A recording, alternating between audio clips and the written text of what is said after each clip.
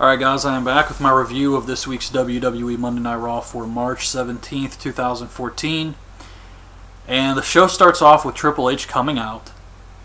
He says that he's had a week to get over this whole Daniel Bryan thing. He's not upset anymore, but later tonight he wants to talk to Daniel Bryan face to face.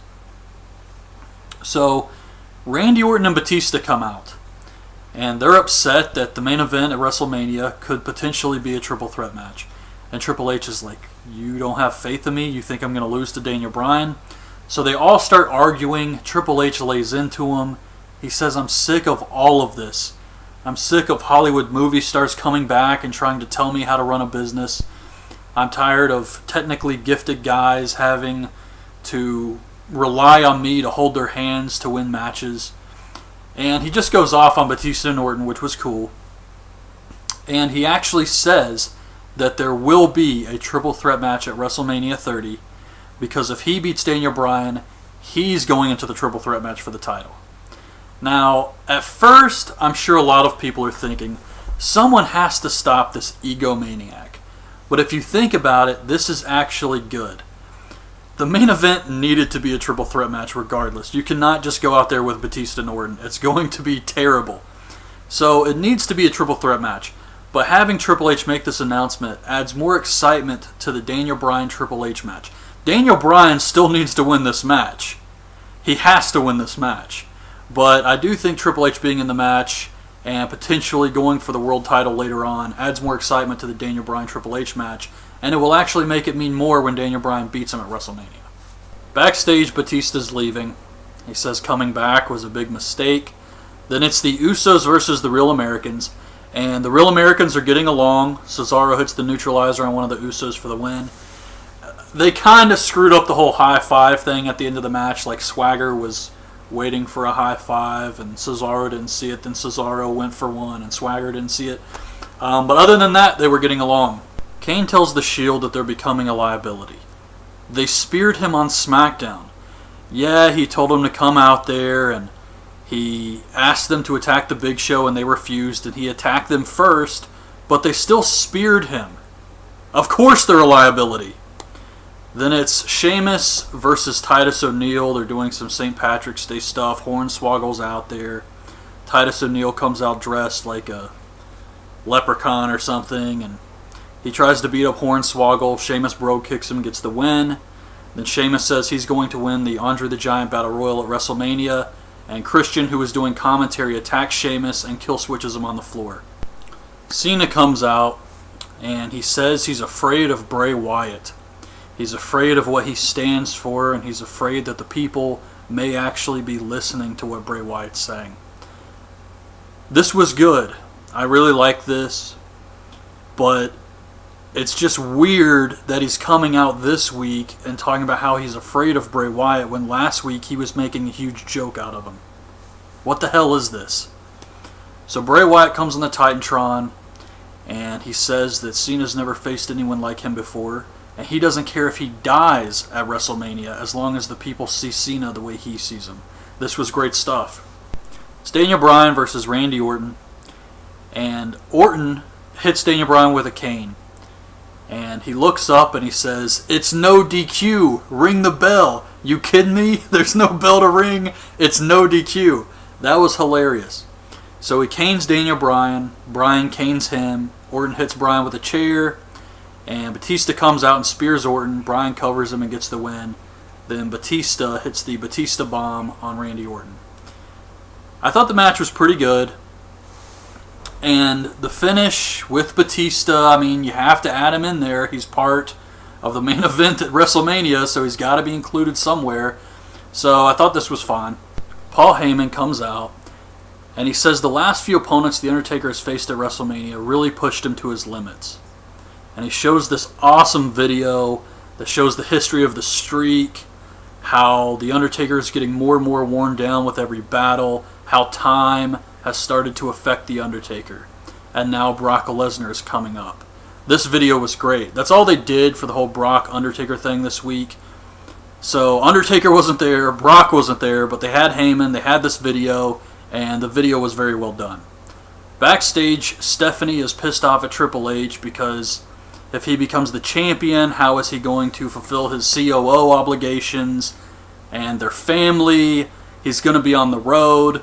But is he really going to be on the road any more than he already is? I mean, I know what they're trying to say here, but, you know. It's Goldust versus Fandango.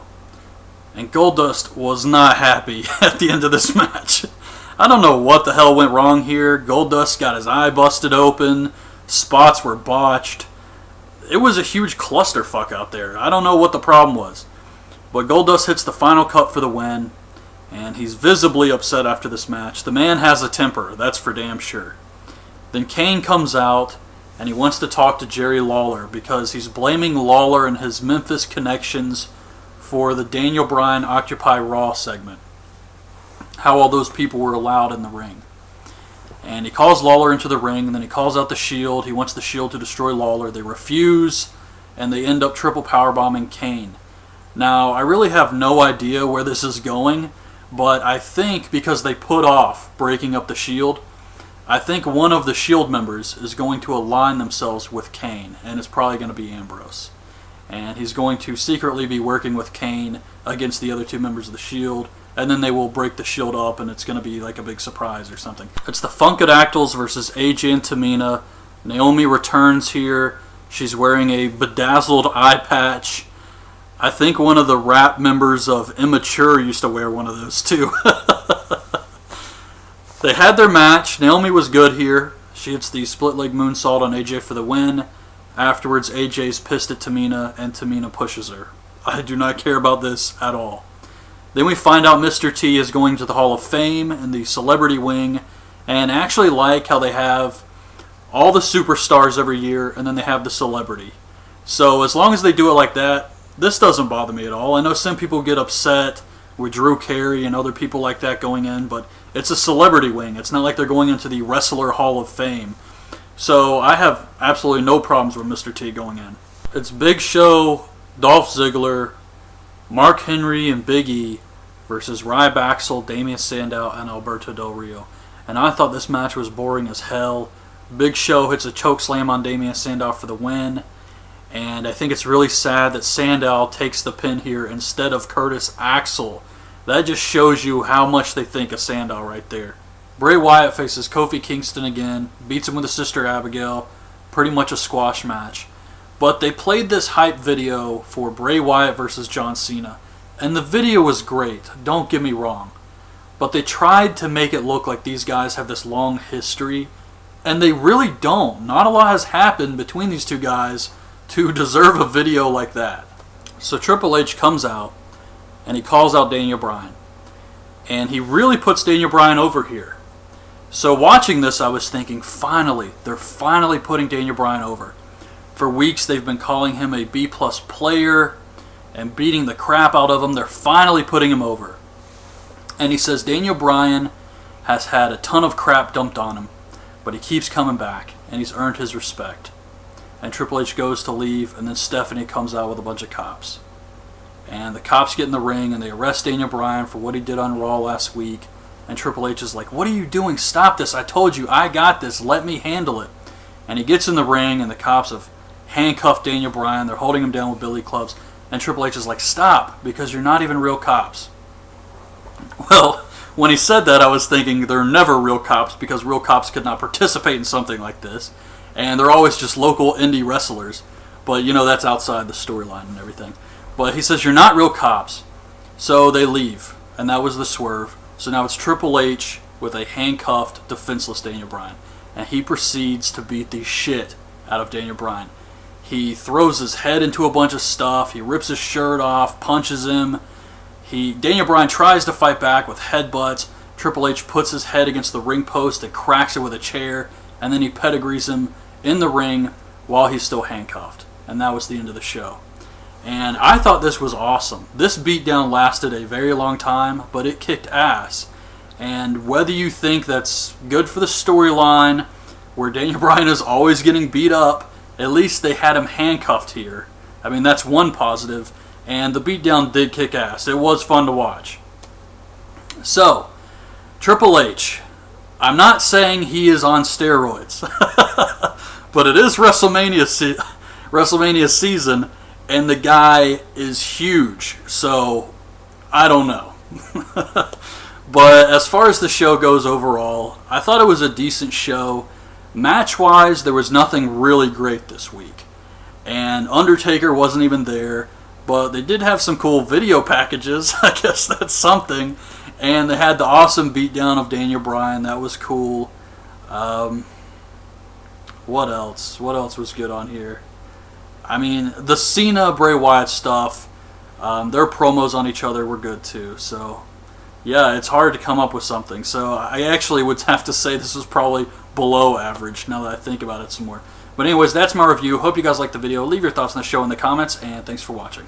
Bye. This announcement adds more excitement to the Daniel Bryan Triple H match. Daniel Bryan still needs to win this match. He has to win this match. But I do think Triple H being in the match and potentially going for the world title later on adds more excitement to the Daniel Bryan Triple H match, and it will actually make it mean more when Daniel Bryan beats him at WrestleMania. Backstage. Alright guys, I am back with my review of this week's WWE Monday Night Raw for March 17th, 2014. And the show starts off with Triple H coming out. He says that he's had a week to get over this whole Daniel Bryan thing. He's not upset anymore. But later tonight he wants to talk to Daniel Bryan face to face. So, Randy Orton and Batista come out. And they're upset that the main event at WrestleMania could potentially be a triple threat match. And Triple H is like, you don't have faith in me? You think I'm going to lose to Daniel Bryan? So they all start arguing. Triple H lays into him. He says, I'm sick of all of this. I'm sick of Hollywood movie stars coming back and trying to tell me how to run a business. I'm tired of technically gifted guys having to rely on me to hold their hands to win matches. And he just goes off on Batista and Orton, which was cool. And he actually says that there will be a triple threat match at WrestleMania 30, because if he beats Daniel Bryan, he's going into the triple threat match for the title. Now, at first, I'm sure a lot of people are thinking, someone has to stop this egomaniac. But if you think about it, this is actually good. The main event needed to be a triple threat match regardless. You cannot just go out there with Batista and Orton. It's going to be terrible. So it needs to be a triple threat match. But having Triple H make this